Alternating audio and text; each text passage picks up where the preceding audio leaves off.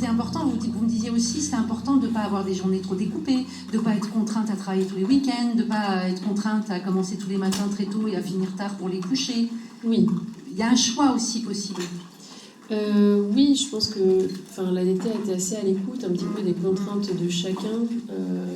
Ça peut être par exemple moi c'est pas mon cas, mais pour des personnes qui ont des enfants qui ne peuvent pas commencer avant telle heure parce qu'ils ne peuvent pas déposer les enfants avant telle heure à l'école ou à la crèche. Voilà. Et puis effectivement on ne travaille pas vraiment en coupé à l'ADT. En général on travaille plutôt en journée continue ou en demi-journée. Mais c'est le côté pratique en fait de ne pas avoir une grosse amplitude horaire. Ça, je vous vois tous hocher la tête.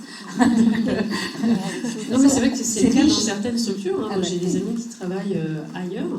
Et du coup...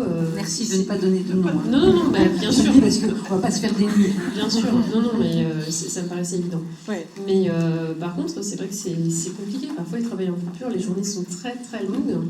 Il y a une très grande fatigue. Et du coup, ça n'a aucun intérêt de se retrouver rapidement en arrêt de travail. Oui, c'est ça. Et parce que je pense qu'on est peut-être nombreuses et nombreux à penser qu'en vrai, votre métier, c'est systématiquement des horaires un peu pourris, c'est systématiquement des journées découpées, parce qu'on a cette image-là.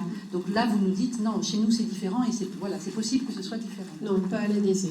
Honnêtement, on commence rarement avant 8h du matin. Voilà, et j'ai jamais entendu... on finit pas à 21h comme dans certaines structures.